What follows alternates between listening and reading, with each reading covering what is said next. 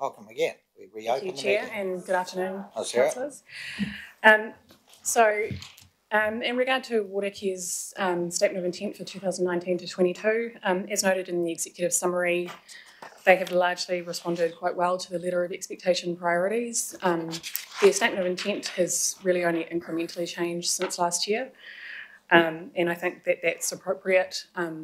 It is a time of potential change for the water industry or sector in New Zealand. So I'll just quickly touch on the items in the report. So the first is they've actually included they've done quite a bit of work on climate change, and there was a presentation on the climate change strategy at the last governance workshop. We are recommending that they should consider including a little bit more detail about their work programs and a measure so that they can be held accountable for tangible progress on that area. And that might need, as was discussed earlier, some negotiation on around the timing of that, given when the climate action plan is approved. The second is around some of the actions that were agreed in the value for money review of the Three Waters services I think it was in late 2017. So there are a couple of items in there that need to be reflected just specifically, and I can touch on those if that's desired. The third is around Māori outcomes, and as Member Taipari commented earlier, so they have actually included quite a lot of content about how they engage with Māori and mana whenua in resource consent applications particularly, but they haven't included much about how they contribute to the council group Māori outcomes. So we're asking, or we're recommending that there's a bit more detail in there. The fourth is around, one of their performance measures. So so a lot of their measures, as you will know, are mandatory measures that they have to include because they're regulations from the Department of Internal Affairs. So one of them we're just saying they should be a bit more ambitious because they've actually come in vastly under target on that front over the last 3 years. And finally, we're also recommending that if the commercial arrangement with Waikato District Council proceeds, and that will be coming to you for endorsement on the 2nd of May, or to the governing body for endorsement, then there should be a bit more detail about that in the statement of intent, because it is, although it's not hugely significant in the scale of the overall business, it is kind of expanding into another territory, and there does need to be a bit more in there to assure Aucklanders that there's no cross-subsidisation in particular. So those are the key issues from a Watercare perspective, and I'm happy to answer questions.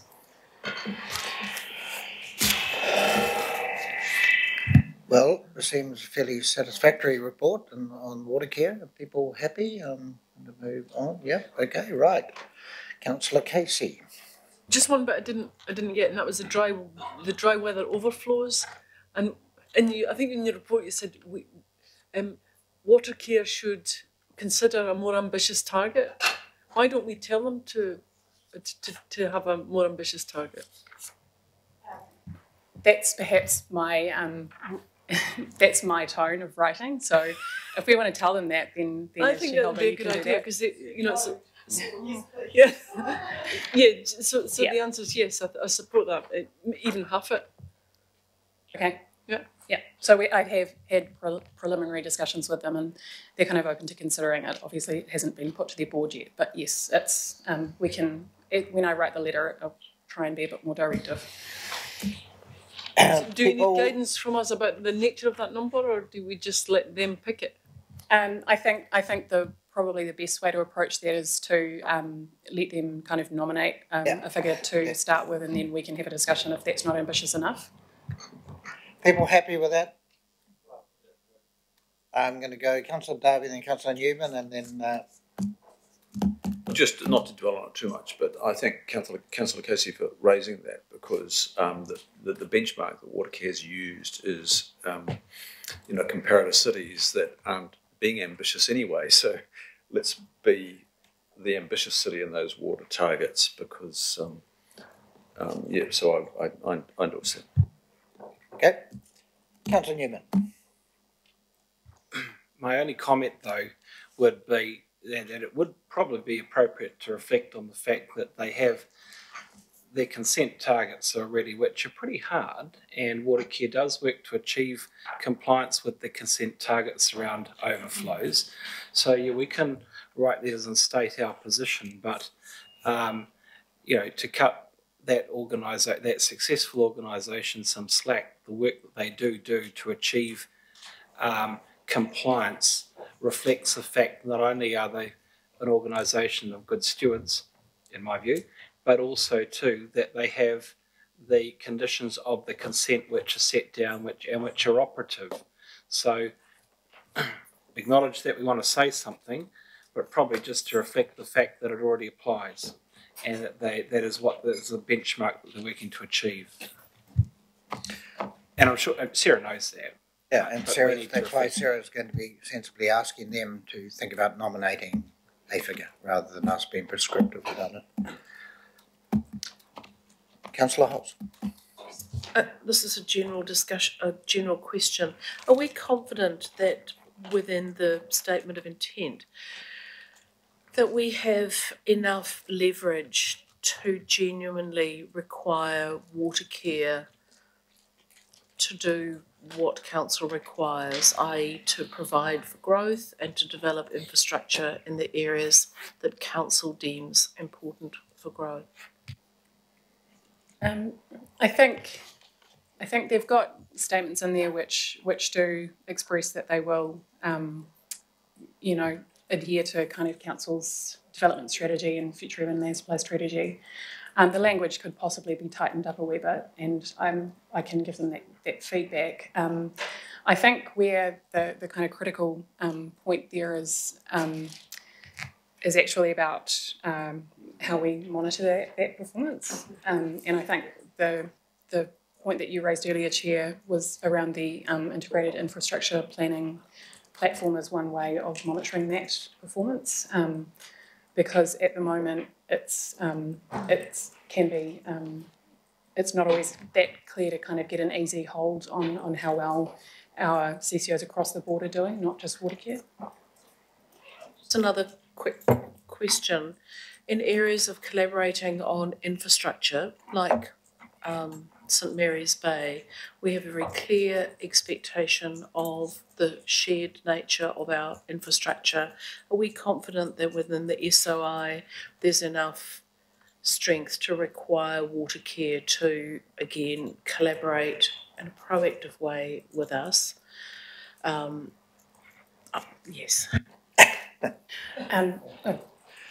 Thank you, Councillor. So I think, I think that has been a kind of a challenging area, as you're well aware, over the last few years. But I think there is, again, it's the kind of statements in there are broadly at the right level, but it's more about how we work with them. And I can hear Alistair saying something, so I'll just defer to him. Sorry, you shouldn't defer to me, but it really becomes a performance monitoring issue. I think there are sufficient hooks in your statement of intent to achieve what you want to achieve. As Sarah alluded to, the monitoring of that performance and the calling out of things that we don't see as being ideal is probably what needs to happen next. All right, so we've got Watercare nailed. We will now move on to Auckland Transport.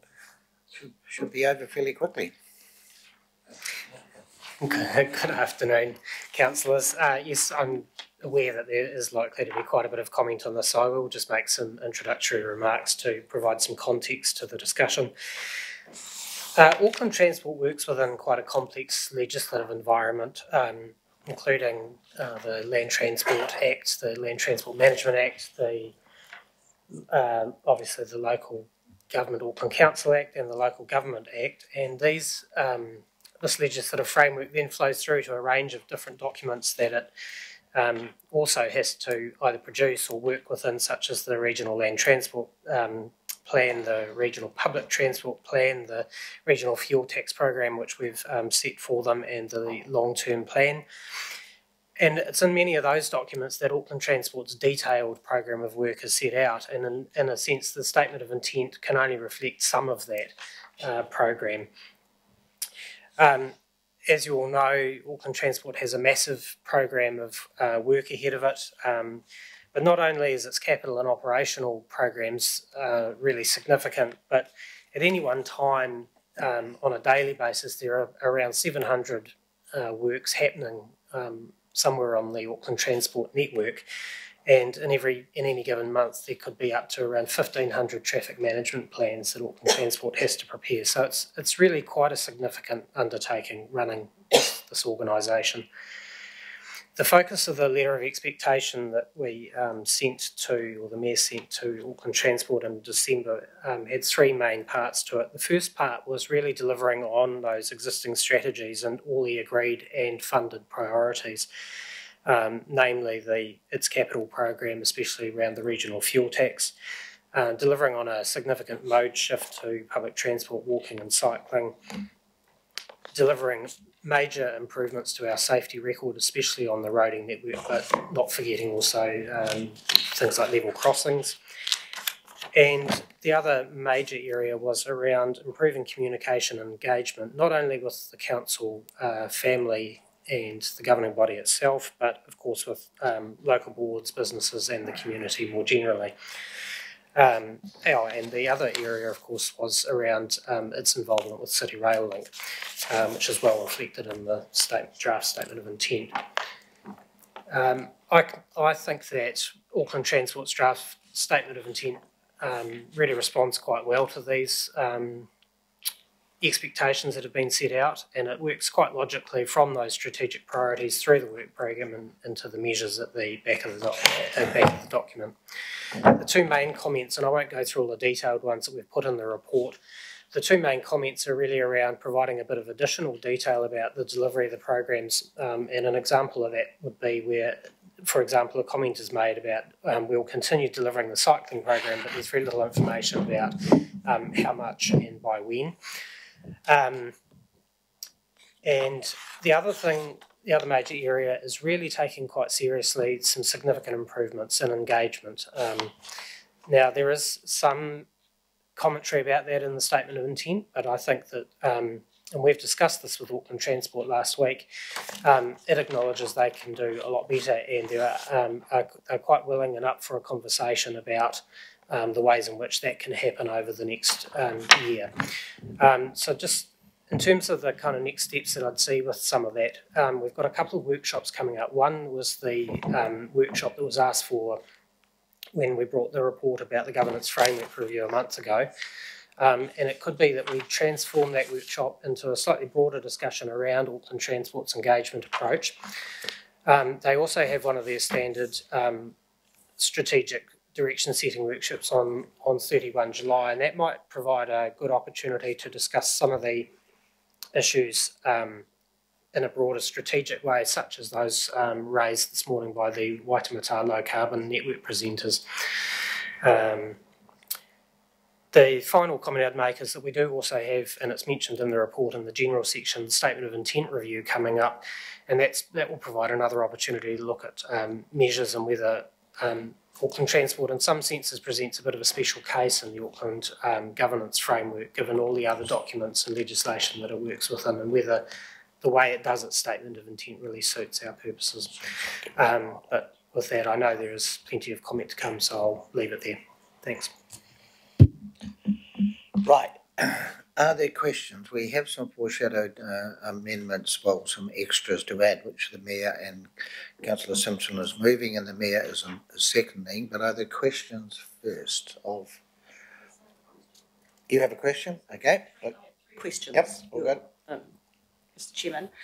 First of all, Ed, look, thanks for that introduction, and thanks for the work that you've spent, you and the team, with me over the past couple of weeks getting to this point. Are you comfortable with the amendments that are going to be tabled today, that they fit as part of the SOI process? In broad terms, yes. Thank you. Use of language. Do you check or report back to the CCOs when they, I mean, there's some inaccuracies in Auckland Transport's SOI elected members and local boards, or Auckland Council and local boards, you know, they haven't got some of that language right. Do you go back to them and correct that kind of stuff before it goes much further? Through the chair, yes, we do that, and that's a particular focus of what we do with all of the CCOs, not just Auckland Transport, over the next couple of months as they work towards their final versions that come to us on 30 June. Just my final question is, SOIs usually cover a 3-year period. They work towards it. This is only for 1 year. Can you just confirm the reasoning behind that, please? That's actually an issue that we have raised with Auckland Transport, and we would expect to see the final SOI covering some of what they are planning to do in years 2 and 3 of the Statement of Intent rather than just year 1, and we did discuss that with them at a staff level last week. Because that's not actually even meeting the Statement of Intent requirement at all. So, Mr. Chairman, I'm just asking, my last question is to you. How do you want me to go? Do you want me to go through the amendments and give my reasons, or what do you want to do? What I thought, we'd just have a pause. We're not breaking, but just have a pause for people to look through these. Has everyone got them? Okay, sorry, I don't read my emails when I'm chairing, so, okay. Okay, righto, well, start. May as well if everyone's got them. Oh, Councillor Casey, yep, so. Just a general question, since we're on Auckland Transport. What's the normal process if the governing body or one of its committees passes a resolution that requires action of Auckland Transport? What's the process by which we have a check mechanism on that resolution being enacted?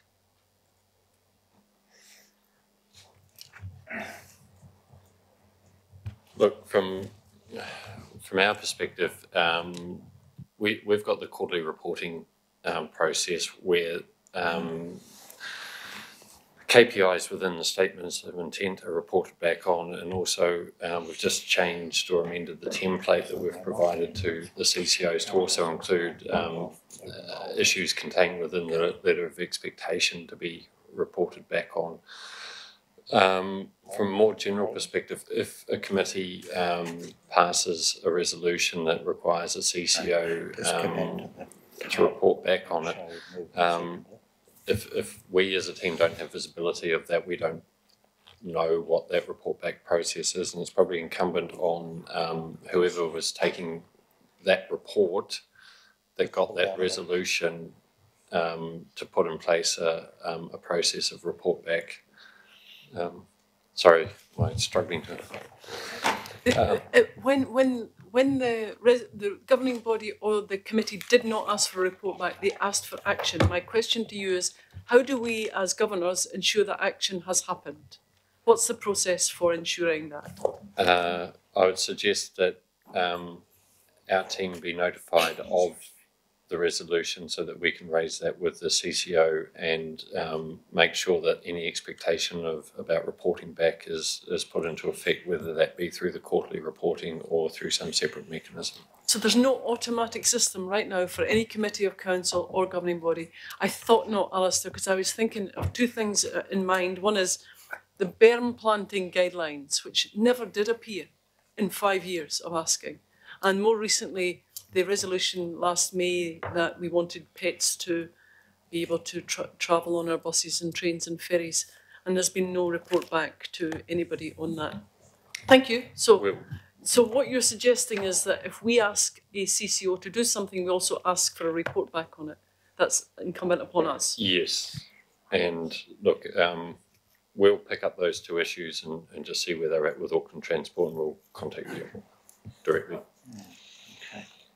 Or a report back. Yeah. Okay.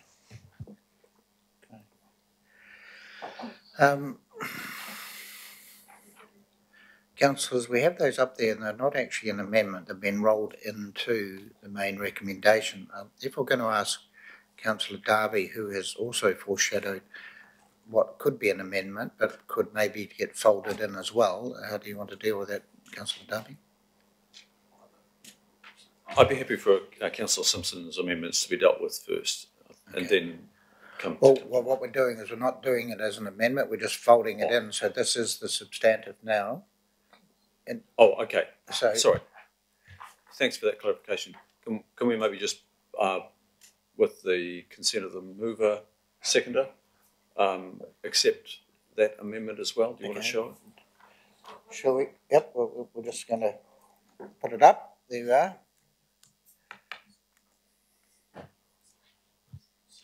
While you're reading that, just to check, it is an amendment that I've checked with Ed Siddle, the manager of Transport and Infrastructure Services, which is our conduit on everything transport, and Phil Hazeldine in that section as well, and also with Councillor Hulse, of course, because it has implications for the climate action plan that is due. And note that it is, once those two plans are confirmed, and that is forthcoming, it's only then that that motion has effect. Okay, so I don't think there's too much disagreement with this, is there? I'm looking around. Or do you want to treat it? No, Amanda, I'm just looking around. If there's too much disagreement, or there is, then we'll treat it as an amendment. Okay? Okay, right. Well, we're going to treat it as an amendment, so we're actually going to focus on this now, and then we're coming back to the substantive. Okay? So, Megoff, do you want to comment on this, or do you want to wait? Comment on. Oh, no, well, we'll wait. Okay. So we're just talking about the amendment here. So comments on this amendment to okay, which has been put forward by Councillor Darby and Councillor Hulse. Councillor Newman. Can I just ask that the mover, the need to reduce vehicle kilometres travelled, just as a matter of could you just elaborate in terms of what what are you trying to achieve here, and what who is affected by it? Because some people don't have as much choice as others in terms of their mode of transport. Thanks for the question. So this motion reflects the mode shift work that we had a workshop on with the Minister on Friday. We're yet to see that plan. I think it's late June, early July that we'll see that. But primarily it reflects the focus in the city centre, and that the city centre and city fringe. And you'll remember our unanimous support for access for everyone, and we gave the mandate for our teams to proceed and trial that. It's absolutely consistent with that direction, that political direction that we've been given, that we have given. It's also consistent with our focus on the climate action plan, and we'll be hearing more of that soon. But also there is an immediate issue in the city centre with emissions. And you'll recall the PM 2.5 contaminants in the city centre are causing premature deaths. They're just quiet, silent deaths. Well, not too silent, but they're elsewhere. They're not bloody car crashes on Queen Street. But that is a serious issue that we have to do. So this is primarily really looking at the city centre, which is well served and will be even better served by public transport in the years coming ahead. Councillor Newman, any consequential, subsequential, I should say? I think I want to comment, so if there are any questions first. Okay. Councillor Simpson, did you want to... That's a good question. I'm okay until it gets to that last bit of the sentence and the need for reducing vehicle kilometres travelled. I'm just, because I was ready to do something else, I just can't find the bit in the SOI. Because I asked you about this. When you mentioned this to me, Chris, I asked Ed and he said it was probably not a SOI process to talk about policy change. And I just want, Ed, you to comment on that. I know that it is in here somewhere, and I just wondered if we needed to put that in, if it was already referenced, but I just can't find where it is referenced. Page 51? No. In our agenda. Just tell us where the page is so Ed can go straight to it. Well, it's in the first part of the agenda. I know that, page 51 under general comments.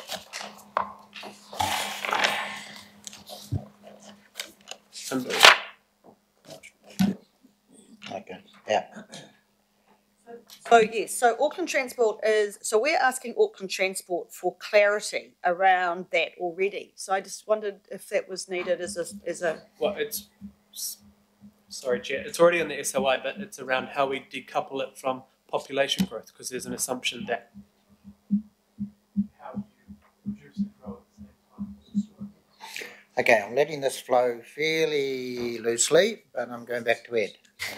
I think, as Councillor Hills just mentioned, we have already raised this in our report around how the statement of intent at present it makes a statement about how vehicle kilometres travelled is rising, and it's rising in line with population growth, and we are suggesting that we have a conversation over the next few months about how we can break that link between those two things. Now, I think from my point of view, the resolution that Councillor Darby is proposing, the crucial words are once confirmed. So we're not making policy here, we're waiting for policy to come from the council table and then asking Auckland Transport to come to us and have a conversation about how they respond to it. So it's this isn't, from my point of view, it's not making policy on the hoof. It's just signalling that there's something coming up that we want them to talk about with us.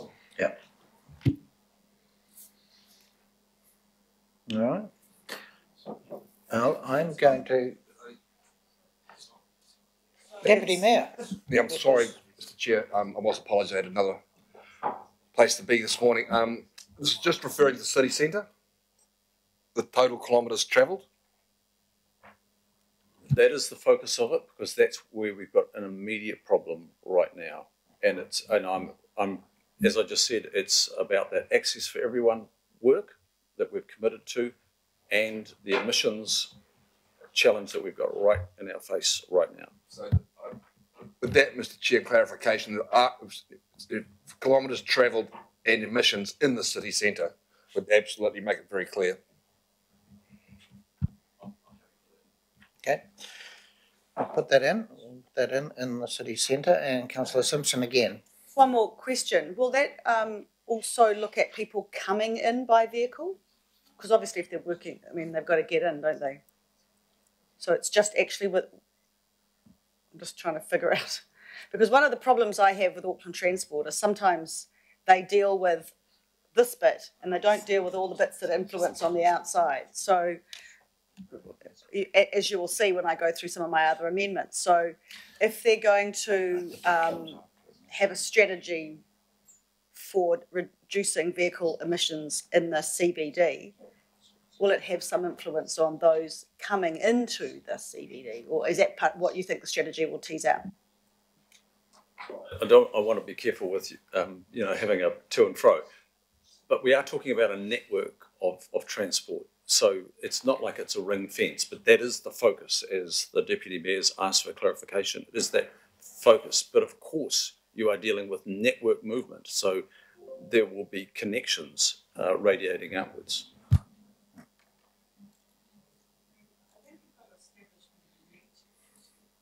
Okay, well, I'm actually going to put this to the vote now because there's no further... Oh, sorry, Councillor Newman, sorry, apologies for that. Yes, you certainly want to comment.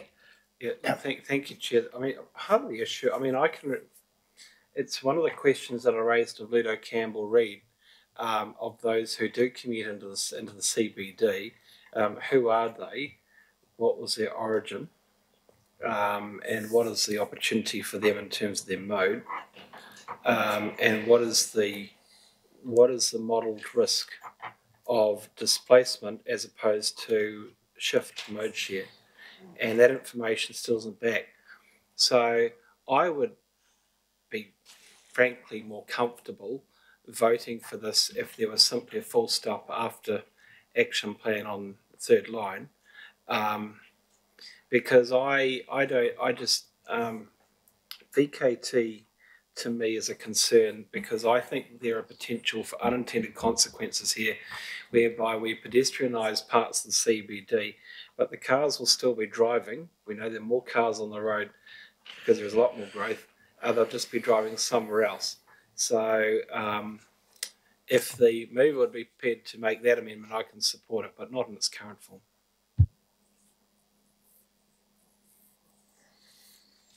Okay, well, I'm looking for some reaction, but I'm not getting any. Councillor Hills. I guess I'll use my debating point if we're there.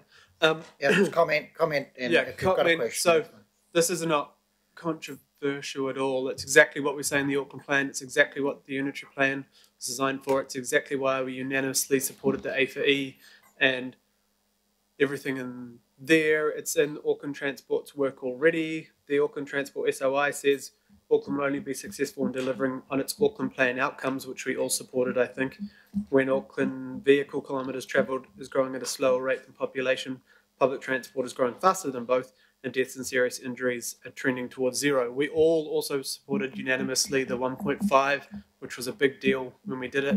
Climate change. We've asked for the plans above to come forward. That surely, if we're removing cars from Queen Street and everything else, which I think we all supported, that includes reducing the number of vehicles. Queen Street itself has gone from 20,000 cars per day to 10,000 in the last 10 years without us doing much already. So it's not a magical thing. In the last 7 years, the AM peak, we've had 40,000 cars drive into the city, and it has not changed for 7 years, despite population growth almost tripling and every other indicator going like this. The cycling numbers just came out today, and we're 8% up on last March, 388,000 cycles. So this shouldn't be scary, or shouldn't be shocking. It's actually what we're doing anyway. We had the great presentations last week on the way we're doing courier and deliveries, already moving to bikes and different ways to do that. This is kind of what every major city in the world is transitioning to. And so I think if we have an accelerated look at it, that means hopefully we're getting more public transport, more ability for people to use those modes. And it's exactly what we asked through the RLTP, through ATAP, through the government. So I would hope that we just support this kind of obvious amendment, and it shouldn't be anything to worry about. And if more of us are reducing total kilometres travelled, then and other people are having to increase it, the balance is there. But yeah, thanks. Okay, now, Councillor Simpson, you're down here. You happy? Yep. Okay. So I will stick to my original question, and I'd prefer the amendment to stop after action plan, and if it's not, I will struggle to support it. And the reason for that is that we don't have CRL in operation, and therefore we don't have an alternative major public transport system that will help us with the major problem of reducing emissions within the city. So until you've got an option, it's very hard to find a solution, I suppose. That's what I'm saying. So to that end, I've got this huge problem with the good folk of the Ōrākei ward who are trying to get into the city by car, and they've got Quay Street closed, they've got construction all through Customs Street, and I wouldn't want to support this actually in this next year when I haven't got an alternative to offer them by way of a public transport system that is the CRL. Doesn't say we shouldn't plan for it, and I think that's strategically, I support that. But this is an SOI, which is, Auckland Transport have just come back on 1 year, and to incorporate that by way of a resolution for 1 year, I think would be wrong. And for 3 years, I think it would be pushing it. I'm happy for the objectives, and I think the objectives can come under the support for the City Centre Master Plan refresh, but that's where I sit. Thank you. Right, Councillor Holtz and then Councillor Lee. I'm listening very carefully to what's being said, and I can hear the concerns, so I just want to make 2 points. Number one, this isn't about trying to stop people using their cars should they have no alternative. This is not about our plumbers and their vans and our business vehicles finding a way through the city, which is what I think we're trying to do. However, it's about saying in areas where we are changing our network plans, such as the good folk of Ōrākei, there are some very good alternative public transport options that allow you to come into the city without using your car. Let's make those better and let's keep working on that. And we're just simply saying to Auckland Transport, as part of your thinking and the direction of your thinking, this is what we want you to do, because we cannot allow our city centre to become more and more congested. So therefore, reducing the vehicle kilometres travelled in our city centre makes absolute sense. I can't, no matter how carefully I listen, I can't fathom what the issue with that would be, because that seems to be everything we've worked for the last few years. And if we're sort of losing our vision as we start to put it very sensibly into words, well, we may as well give up on 1.5, we may as well give up on our climate change plan, we may as well, give up on everything we've been working towards. So I think we can overthink this. We can think that this is suddenly, becoming a car-hating, I think as social media calls us, or some of us, me, car-hating Nazis, which I find deeply offensive. This is actually about just saying what we said we would do, which is working on making the city centre the best city centre it can be, a 21st century city centre, dealing to climate change and dealing with emissions in the most beautiful city in the world. It's kind of a no-brainer, Mr. Right. Councillor Lee. Yes, well, this is well-meaning, but in terms of the SOI, there's a number of key performance indicators in the last SOI that Auckland Transport have failed to make. The report discreetly doesn't mention that, but I will mention some of those failures presently. So this is a rather complicated one, unlike the ones that Auckland Transport have consistently failed to meet, and will be a challenge. But in terms of the city centre and climate action, it's a kind of a big leap to figure in emissions from the city centre, not the city, not the region, with climate impacts. But in terms of emissions, I certainly am concerned about the level of emissions in the city centre. And ironically, and it's difficult to kind of rationalise, a lot of those emissions are coming from buses, diesel buses. And so the diesel buses will certainly reduce, more diesel buses will certainly reduce vehicle kilometres, but in terms of emissions, not taking into account impacts on the planet or the climate, but impacts on human health, and Lower Albert Street in particular now is a canyon where emissions, I believe, are deleterious to anyone in that area. So I think I would ask that the mover and seconder think a little bit more about targeting what they really want as KPI and why. The other point I would make here is that overall there seems to be a move to reduce cars coming into the city, and Auckland Transport is virtually physically doing that now with what's happening on Quay Street.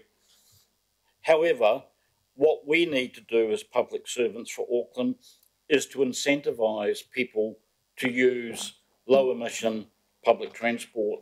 And so a punitive, restrictive approach on vehicles coming into the city is in some ways counterproductive to our whole strategy of centralisation and intensification, unless we are also serious about a step change in public transport coming into the city. And that will require not just stuff or restrictions in the central city, but putting our money where our mouth is, particularly when it comes to park and ride.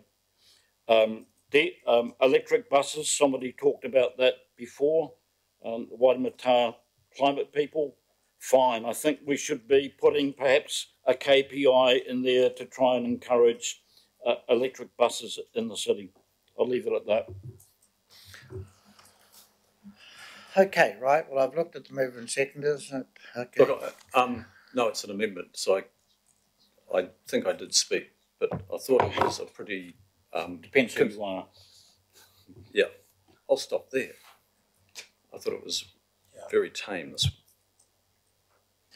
All right. Well, I'm going to put that amendment. There is no changes to it, so it's moved by Councillor Darby, seconded by Councillor Hulse. All those in favour? Aye. Against?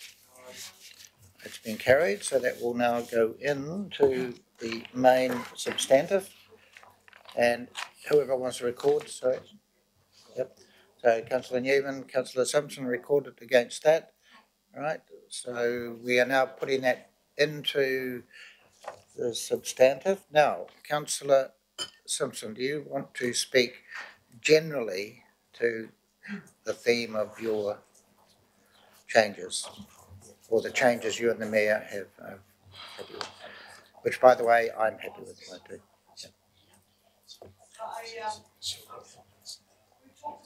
Thank you. We've talked about Auckland Transport quite a bit before. In fact, as staff members mentioned, I mean, one of the best things I think we've done is work as a team to look at a whole change of the SOI process, but that's not going to affect this year. So Auckland Transport pretty much affects every single Aucklander. And the reason for some extra resolutions around our SOI process is first and foremost to be helpful. I'm not going to slag them.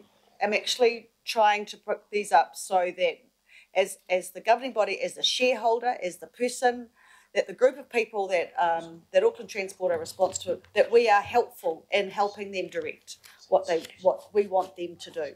I think we need to be clear in our direction and our language around that, because I think we've said the same thing quite a few times and we haven't seen necessarily the response that we require around that.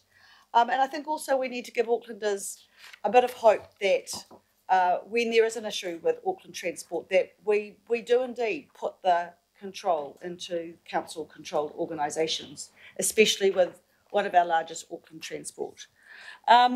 So I think what the Mayor wrote at the end of the last year was very, very good, and I was very happy to support that. But I suppose what I've seen in their SOI, to be honest, brings me a bit of disappointment. I don't see it quite as good as it could do. So I want to use this tool, the SOI process, to make it better. So I'm going to start with the first one, and noting that Auckland Transport's current approach to communication and engagement with Auckland residents and ratepayers is unsatisfactory. In some respects, it pains me to say that. We could try and make that positive. It could be better. They, should work harder. But we've said that consistently, and yet we haven't had the response. And I've given you all examples to each one of my bullet points. But just for extra, Quay Street, active communication in advance of that work. The Parnell Business Association was given 1 week's notice of the closure of one lane in Parnell Road, which I just don't think is acceptable. And not only was that just 1 week, but they didn't actually understand that people outside of the Parnell Business Association could be affected, people that live in Remuera and further afield that travel through that road. So there's that. And another thing is, when they do their own engagement, I requested Auckland Transport to extend an engagement period time so that people who worked could come, so it didn't stop during the day. And that was refused. I don't think that's appropriate.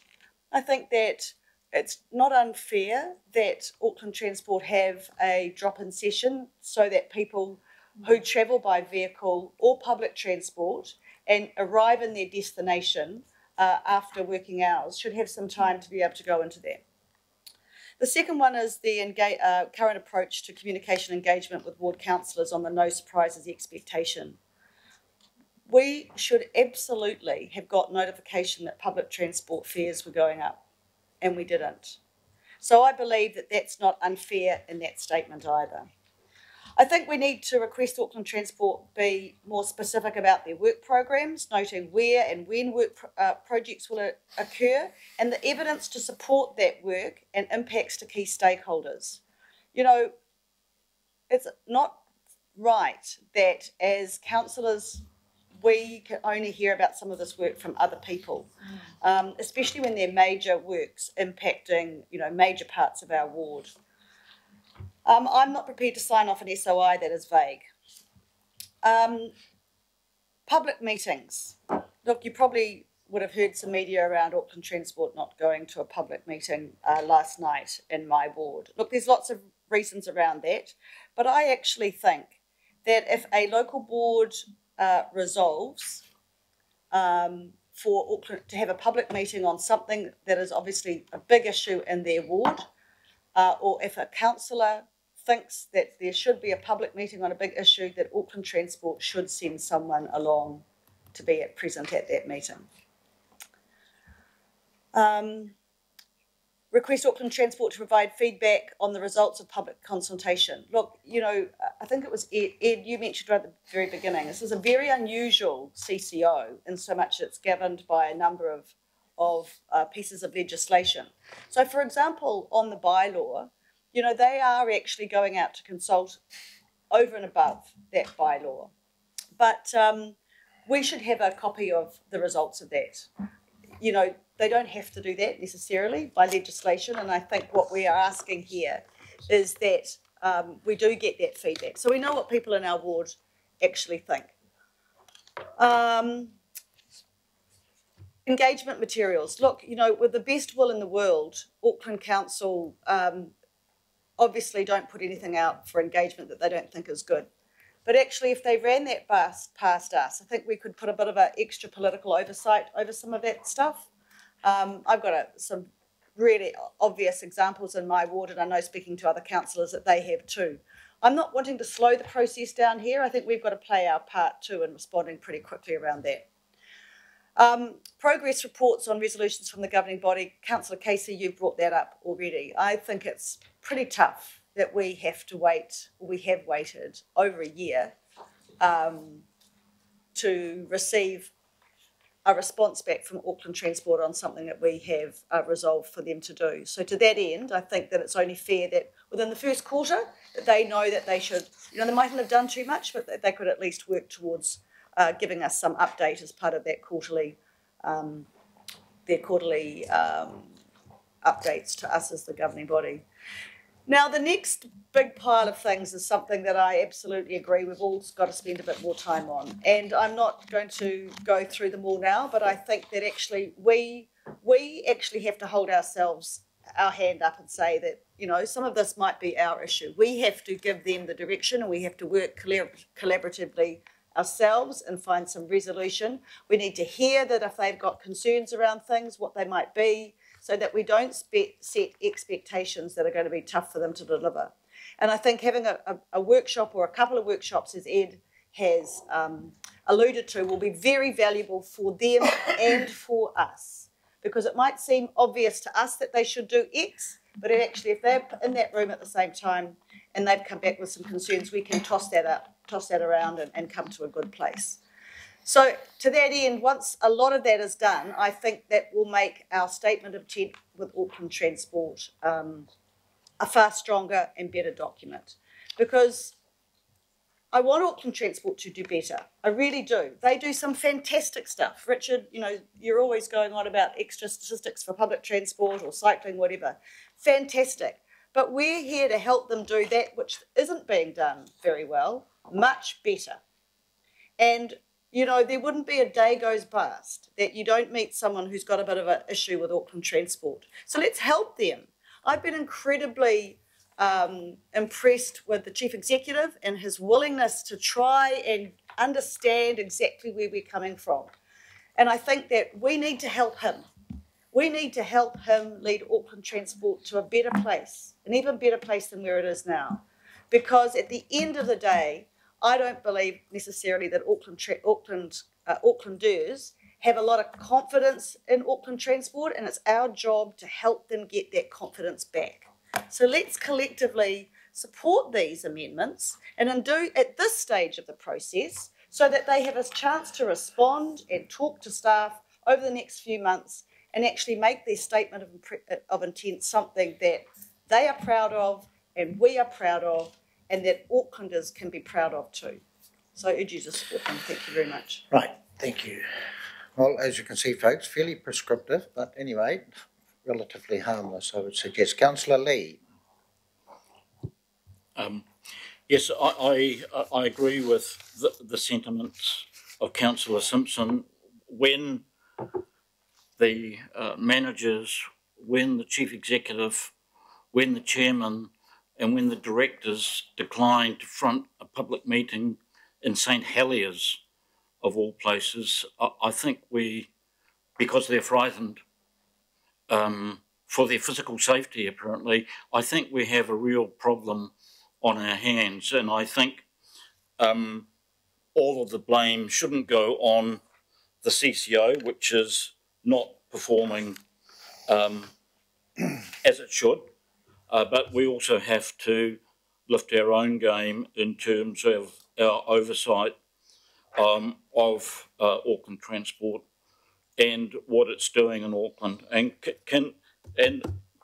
this is exactly one of the ways in which we can exercise that oversight through the SOI and through key performance measures.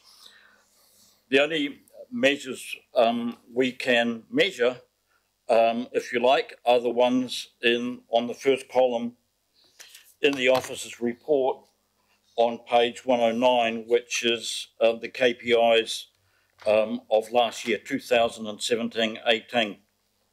All the rest is surmisal. So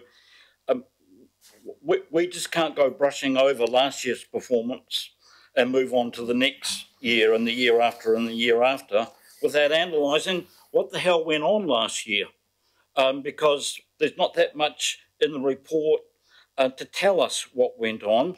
For instance, total annual public transport boardings last year, they certainly indicated, but it doesn't say that they failed to meet the SOI target by 0.7% in a population which is growing.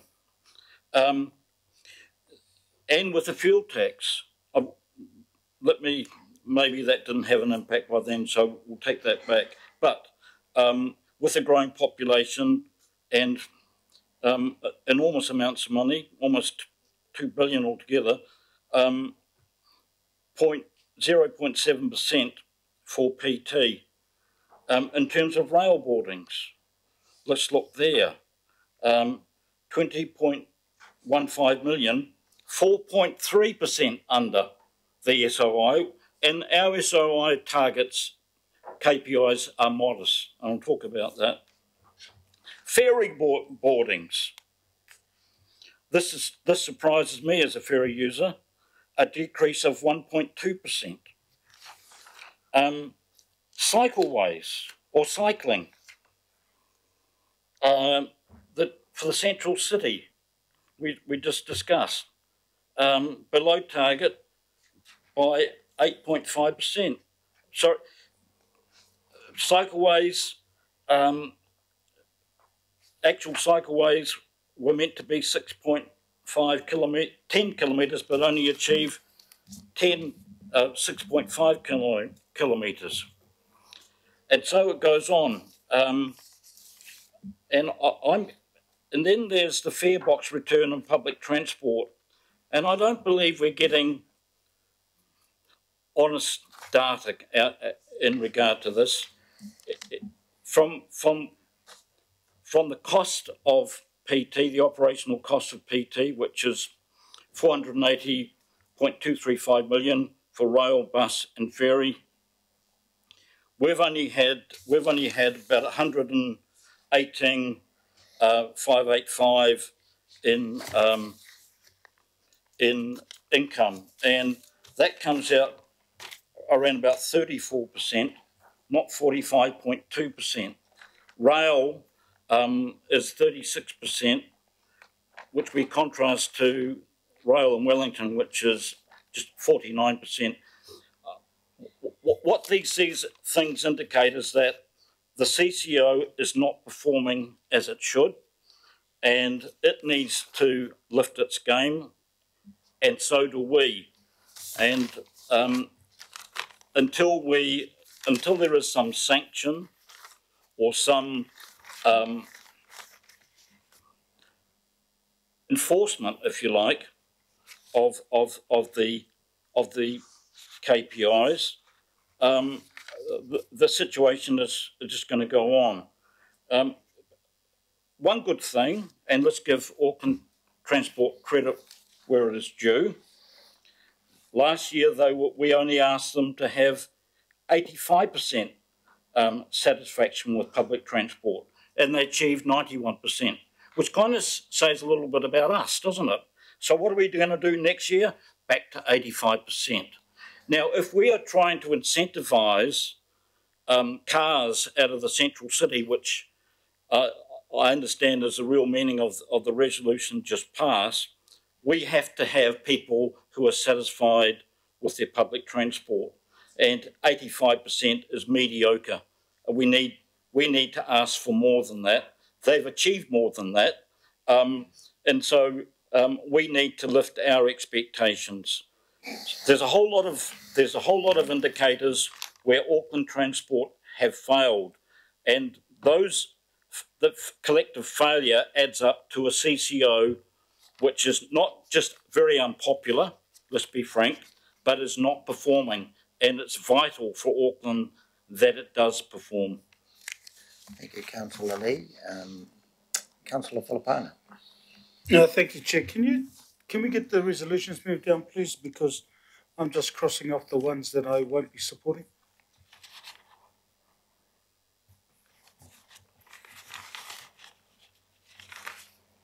I think he wants to go right. Sorry, Up to the top. up to the top. Yeah, Thank you. Yep. Keep rising so that only C is on the screen. Okay. Okay, right. So look, just questions in regards to E, Echo.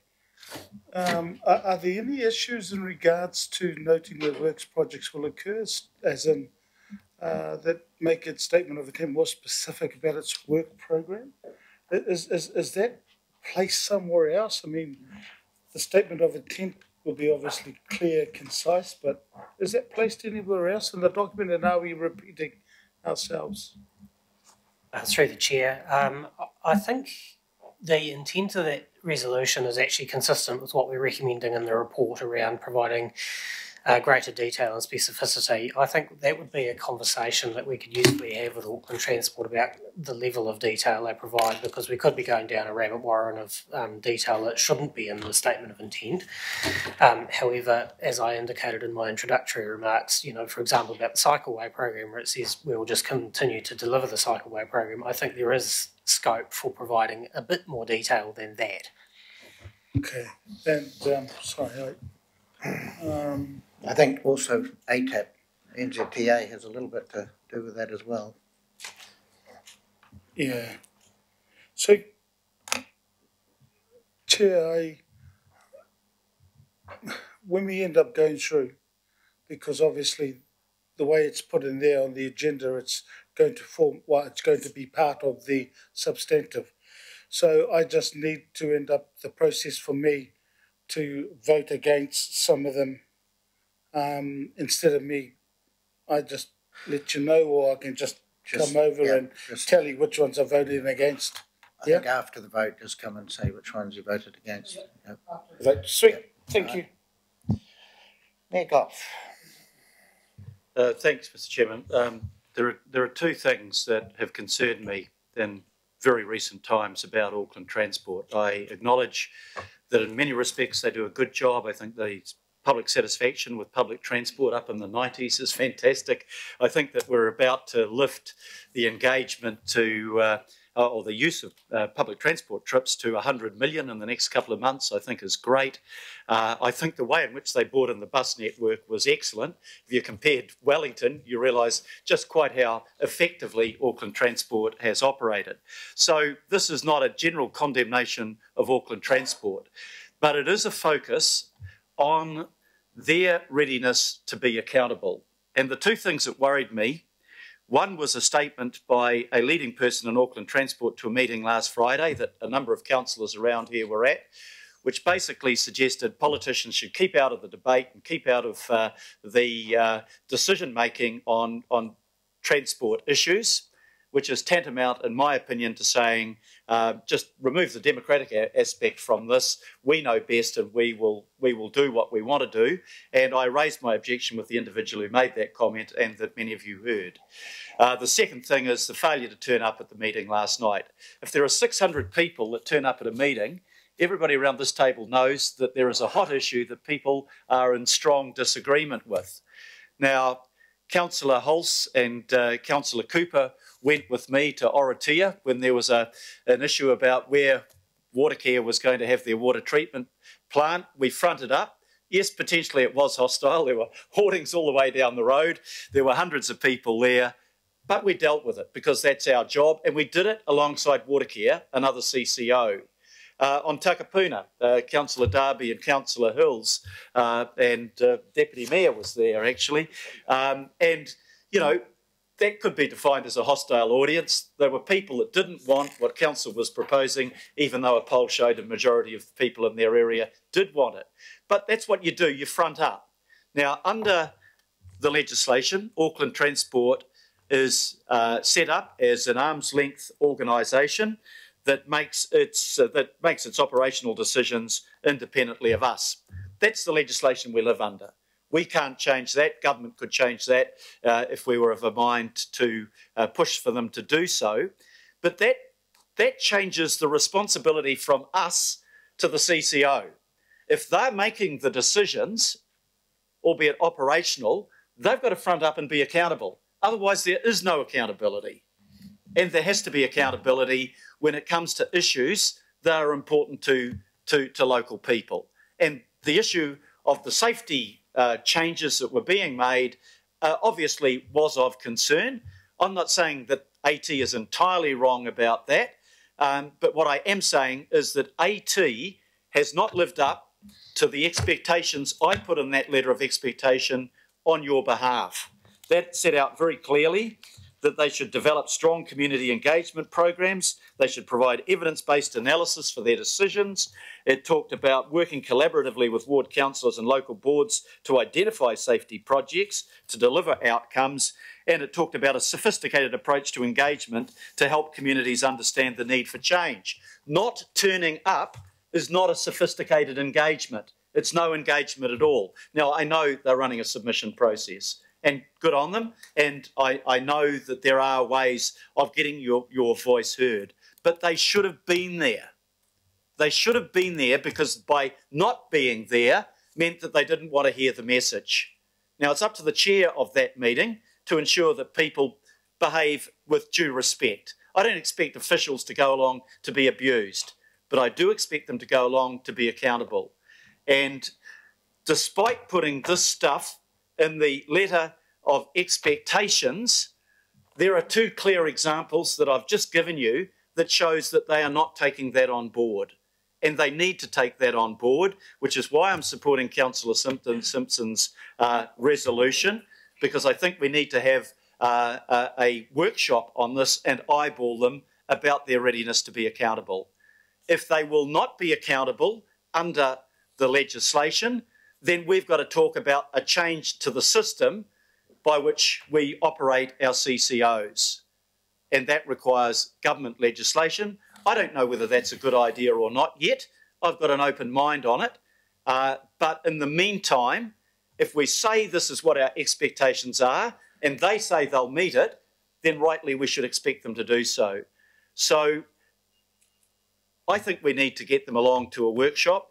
I don't necessarily think that maybe every one of those clauses is something that we will want to implement, but those are the agenda for the workshop, and out of the workshop we might decide to set quite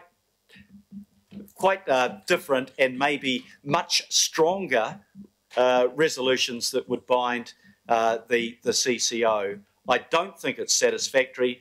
I don't know how many times I've had AT in my office where I've said, I support the need to make big changes in safety. A 78% increase in deaths and serious injuries, that's unconscionable.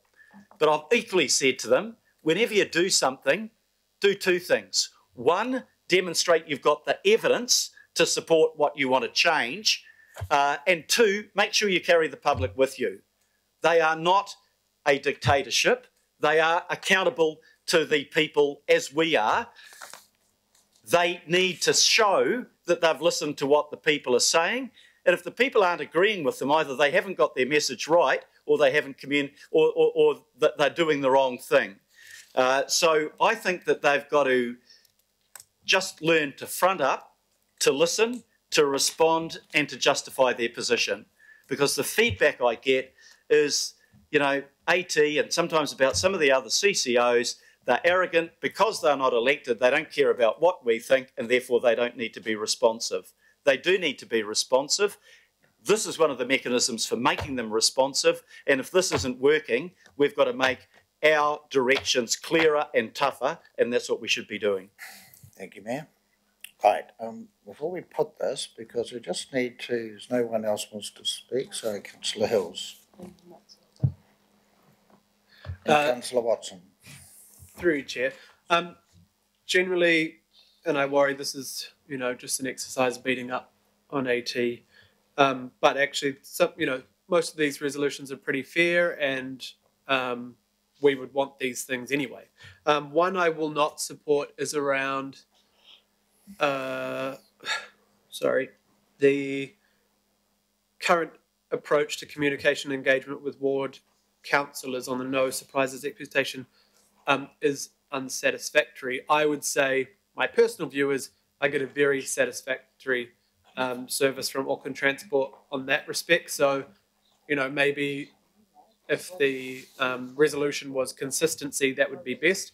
But I get every yellow line, every bus stop, every major upgrade, every consultation. Actually, some days my email is full of, you know, 10 to 20 things from our Auckland Transport rep, who is fantastic. You know, no, Councillor Stewart, it's not because we're friends. It's because I've built up a relationship, and I just think it should be consistent for every councillor. But personally, I get good service back and forth on all decisions. I can ask for any information and get it, and, you know, meetings in the ward, things like that. So I wouldn't be supportive of supporting that because it's incorrect in my experience. The other thing is around, you know, it goes both ways. So we put up things around bus priorities.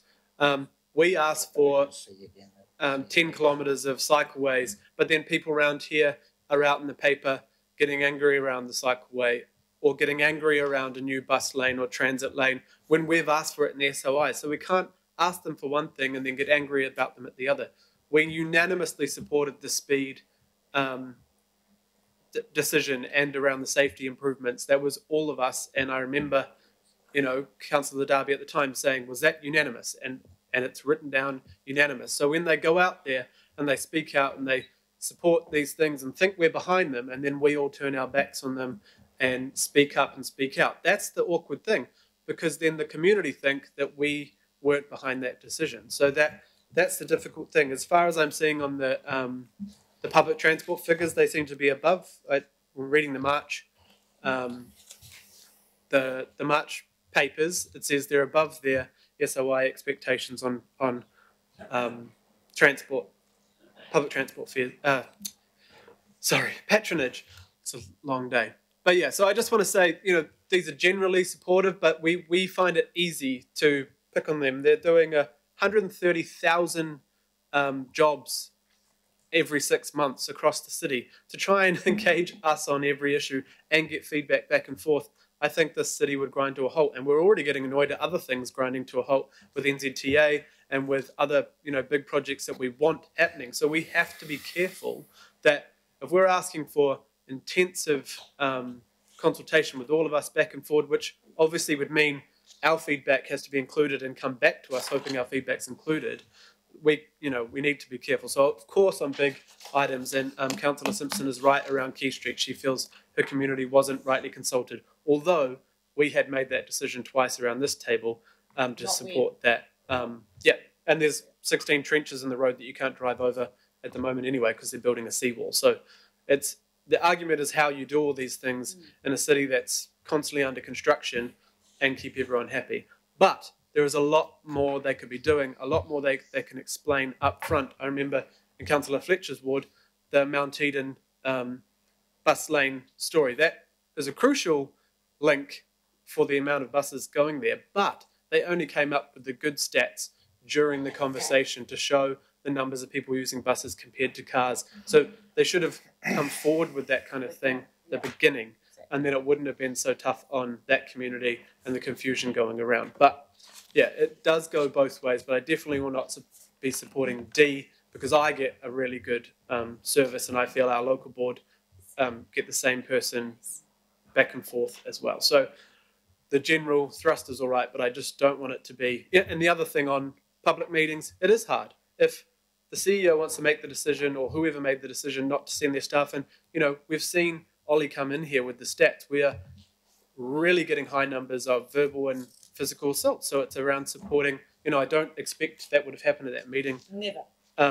But, you know, if there is a risk, or if people have told people that it's going to be a hostile environment, then we can't control if they're going to send staff into that situation, you know, the other day. Okay. So, thank you. Right, so Councillor Hills, you're unhappy with both C and D because of unsatisfactory.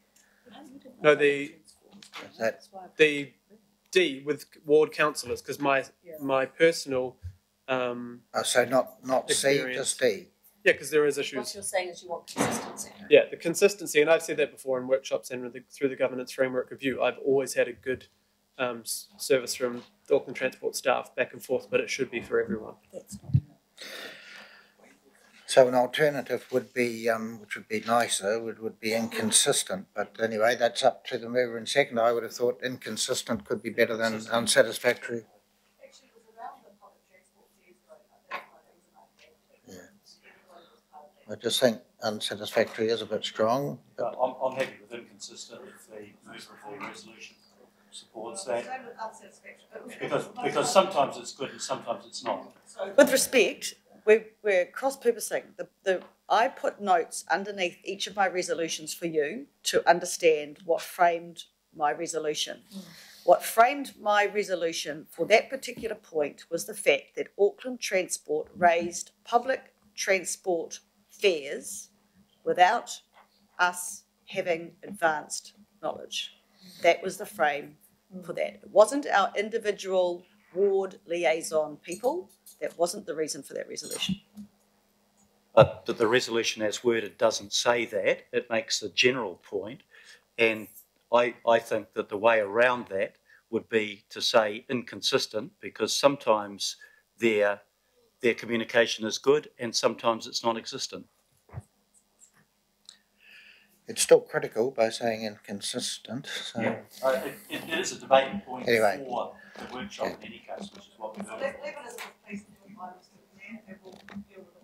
Okay, right. Well, I'm just going to speak briefly. I must admit, I will not be voting for C and D because I agree with Councillor Hills. I'm afraid I'm finding at times it's very good and at times it's disappointing in the communication and engagement. So unsatisfactory is too strong for me, so I will not be supporting C and D. We have Councillor Watson, Councillor Fletcher, Councillor Newman. That's it. Thanks, and Mr. Councillor Chair. Lee again. Had a question. Okay. I've only got a few comments to make, and that goes to them all. Now is probably the time to make them. I thank Councillor Simpson for putting these resolutions up. It's to be honest, it's a little late in the piece, and a number of the things that are said about poor old Auckland Transport could just as equally apply to some of the other ones. And I would just ask where these CCOs have been getting their cues from, because as much it's an old story, you can have all the words in the world written down and expectations and spelling out in exact detail what you expect from people, but often it's not as it's a bit more intangible than that. You can detect attitudes.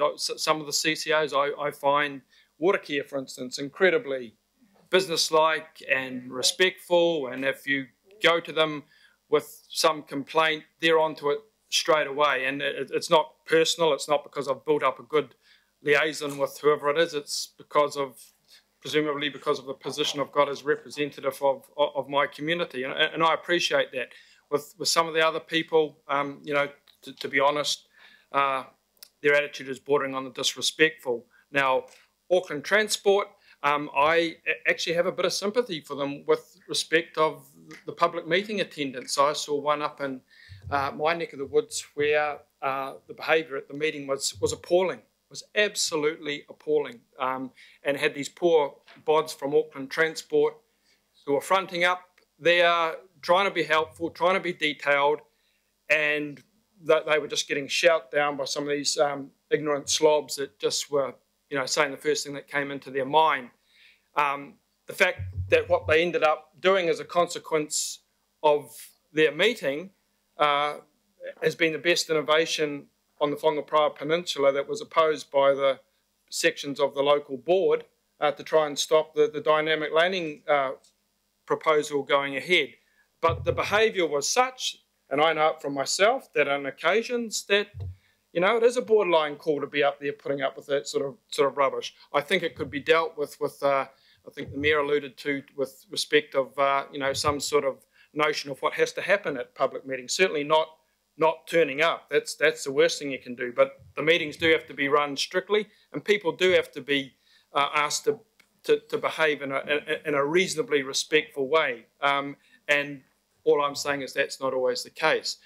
I think with Auckland Transport, and I think Councillor Lee mentioned us taking responsibility. Well, I think we have to take responsibility too, because we kind of give out mixed messages to some of the CCOs. The first thing we did at the start of this term was remove our two elected representatives from their board. I just wonder what message that puts out to that organisation in terms of oversight or council interest. I would suggest it's not a very, wasn't a very good one to start on, especially in light of the already, high level of public discontent.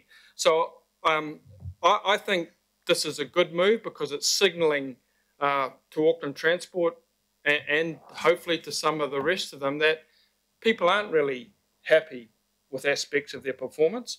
As Councillor Hill said, some of the AT staff are excellent. You couldn't wish for better people. But as an organisation and as a culture, there are issues there, and that issues goes to a couple of the other ones as well. And if this helps signal that, all's not well in the good ship Auckland Council, well then I think that's a good thing. Councillor Fletcher. Thank you, Mr. Chairman. Firstly, can I start by saying how much I welcome the speech that we heard from the Mayor and his desire for accountability with AT. I think he put that in a really measured way, and I, for one, really appreciated it, because a lot of weighting has been put on the attendance by AT when they came to see us at the end of last year and on the issues of safety. Yes, there was unanimity around Queen Street and on safety issues, but it was, I think, a vote that was taken at the time. I can remember raising the issue of in principle. I think implicit behind that was we were all waiting on a lot more information and evidence. I want, for instance, to see a lot more. I know that the Deputy Mayor's taken a real interest in this, but I'd like to know what the detail is on the impact on tradespeople. I'd like to know what the detail will be on the impact on port traffic. I'd like to know what the impact is and a much more comprehensive strategy on people with disabilities. We've had a workshop, there's been a bit of information, but I, for one, don't yet feel satisfied that we have all of the information we need. So I really welcome Councillor Simpson putting this forward. I've got to say that it wasn't just the meeting at St Heliers where AT didn't front. Last year at a meeting at the Mount Eden Community Centre of 200 people, chaired by a former justice who would have been entirely respectful, AT didn't front up because they feared in terms of health and safety. And I think this has sort of become a consistent message that, oh no, well, we don't send people out to these public meetings because they could be difficult places for our staff. And yes, the comments that Councillor Watson has made, these meetings can turn ugly at times, particularly if the community feel that they have not been heard. But you do, and I think we could ourselves show some leadership in terms of the standards that we expect from chairs of community meetings, and maybe the attendance of the chair of the local board, and perhaps some training we can give to ourselves and to the chairs of boards and others for controlling difficult meetings, that we can all play a role in these things, but for them, as the Mayor has said, not to front is just completely unacceptable. I think that what you have put up, Councillor Simpson, in terms of further consideration and expectations from AT is entirely consistent with what we do expect from a council-controlled organisation, and I welcome this, and I hope that these resolutions can be supported. Thank you. Right, Councillor Newman, and I think that is it. I can't support C and D because, to me, it is I think that their communication and engagement has been inconsistent. It's been really good on occasions for me, but not so good at other times. And the same with my community. Sometimes they're good, sometimes they're not. Chair, if a group of politicians strike a regional fuel tax that increases the operating cost for Auckland Transport, and Auckland Transport has to increase PT fares as a result, well, whose fault is that? You know, if Auckland Council live zones enormous tracts of greenfield land and special housing areas, and then Auckland Transport is left scrambling to rebuild existing roads and to rebuild the substructure of those roads for the heavy volume of traffic that's created, whose fault is that? So I have some good experiences with AT, but in my ward, which contains a significant community of people who really are at the urban fringe, and so there's a lot of greenfields growth on the boundary, I actually feel quite sorry for AT having to pick up the pieces of the decisions that are taken here, which seem quite nice from a planning perspective, but have significant operational consequences, some of which have not been forecast years in advance for budgeting purposes in the asset management plan. So for me, Auckland Transport has been excellent on the Takanini Park and Ride, on their engagement in relation to some of the work around the Timahia train station with the local board, some of the work around reconstruction in Hill Road, and around Pararikau Road, been great. Manaroa Road, bad. And not signing off the TMP for the Sikh Society's parade on the 6th of April, terrible. For the first time in 2 decades, that parade didn't happen. Chair, 3 years ago, a senior manager within Auckland Transport wrote a highly critical letter published in the Manukau Courier, very derogatory of the current chair of the Manurewa local board. And she's kept that letter, and you'd never know when that letter might pop up again, but she's kept that letter. So I think in reflecting on what Councillor Simpson is trying to do here, it is worth remembering that in Auckland, we are the only region where we don't have a road, roading committee, road controlling committee. There is no democratic accountability in Auckland in relation to transport by statute. They are an administrative monopoly, and they are in an incredibly privileged position. So I actually think that on balance, notwithstanding the fact that I can't support C and D because I don't think it would be wholly fair, but beyond that, these are quite reasonable requests. And if we didn't have that administrative monopoly, we probably wouldn't need to pass these resolutions. Right, councillors. Councillor Lee, you have a question? Yes, I have a question. I'm just concerned that the SOI this year, especially in light of what we've been reading in the newspapers and the political reaction around the room, is actually weaker than preceding years. And one key concern from inner city residents in particular is the decrepit state of footpaths.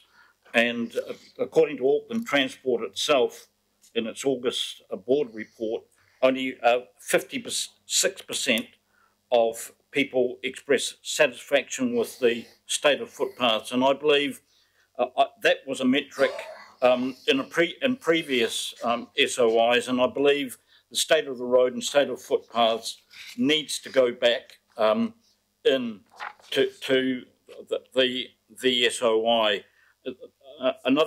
So I make that request, and I'm sure the officers have got the message that there needs to be more oversight and more rigour around the way we manage our relationship with Auckland Transport.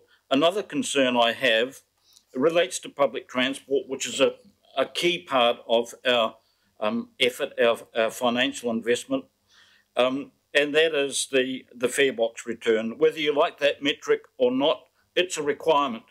And what I have been concerned about is that Auckland Transport's definition of the fare box return does not equate to the NZTA or what happens in Wellington or anything standard.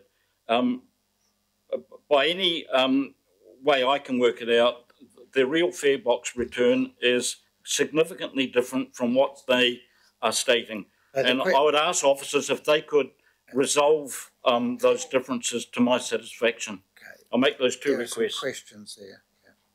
Yeah. Ed. I'll just refer councillors to page 111 of the blue report, and page 29 it is, of Auckland Transport's draft statement of intent. There is a measure there around the percentage of footpaths in acceptable condition, and footnote 7 at the bottom of the page notes that the fare box measure calculates fare box recovery in accordance with the NZTA guidelines. Now, I probably can't say much more than that because I'm not competent to discuss the fare box recovery issue, but I know it's a live issue for Auckland Transport, which they raised in a workshop earlier this year with councillors. So, we can follow up on those points, but I suspect we can't really resolve those through the statement of intent. We can follow those up and come back to Councillor Lee. Now, before we put know the result, thank you. Before we put this, I just have to ask, any comment on the non-substantive CCOs? No? I'm just asking the staff if they wish to. Can I suggest, in the interest of time, look, our proposed recommendation is that you delegate to me the ability to finalise any feedback on the non-substantive CCOs. If you do have any feedback, if you can contact me directly, or I'll come see you outside of this meeting, rather than, unless you have comments right here and now that you want to pass on. But I'm happy to meet with anyone outside of the meeting to discuss. Right, councillors, this is how I'm going to deal with it unless there's a problem. A and B, and then C and D, because those C and D seems to be a fair number of people unhappy. And then we're going to go E to L, and then we're going to do M, which is Councillor Darby's separate amendment, and then N to U. So we're going to start. With A and B. All those in favour? Aye. Against? C and D, and I'm going to ask for a division on this one, on those two.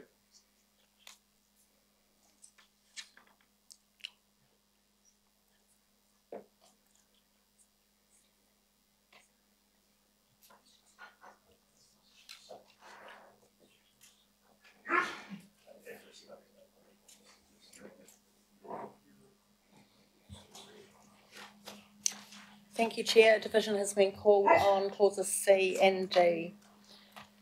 Councillor Clow. No. If everyone can use their microphone when you give your answer. Sorry, Chair. That I was clear when I brought it up that I was fine with C but not D, and now you've coupled them together. It's fine, but Okay, all right, well, we'll do C. Okay, Councillor Clow, no. Councillor Bartley, For. Councillor Casey, Yes. Councillor Cashmore, No. Councillor Cooper, Councillor Darby, No. Councillor Filipina, Against. Councillor Fletcher, Mayor Goff, Yes. Councillor Hills, Councillor Hulse, Councillor Lee, Aye. Councillor Newman, No.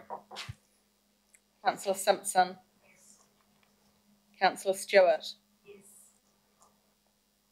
Councillor Watson, Yes. Councillor Young,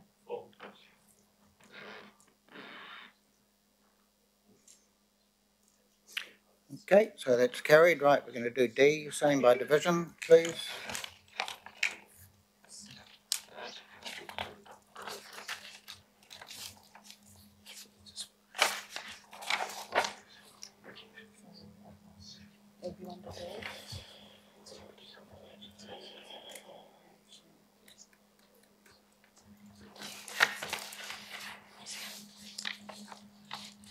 Councillor, sorry, you really, yeah.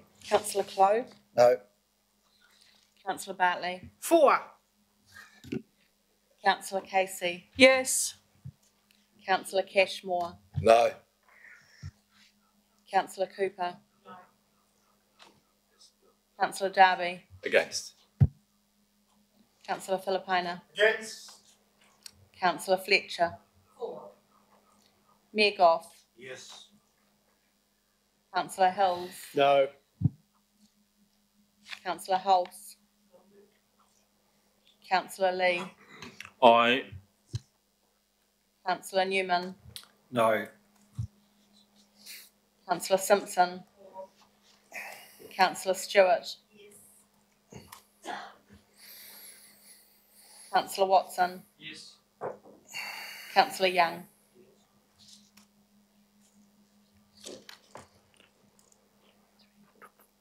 Okay, righto. So it's all recorded, right? We've now got E to L. I'm going to put that as one block, and I'm going to put it a word by voice. All those in favour? Aye. Against? Aye. No. Yes. So, And sorry, the others that want to record against will come up and talk about the other ones. I want to go against some of those ones. Yeah. What we're going to do, because we went by division on C and D, that is now recorded, but then the others that want to vote against them, and I've already got a list from Councillor Darby, just come up afterwards. We're going to have a 2-minute break while people can give their votes against. So, they're right, and then we're going to go to M. I'm going to put M. All those in favour? Aye. Against? Aye.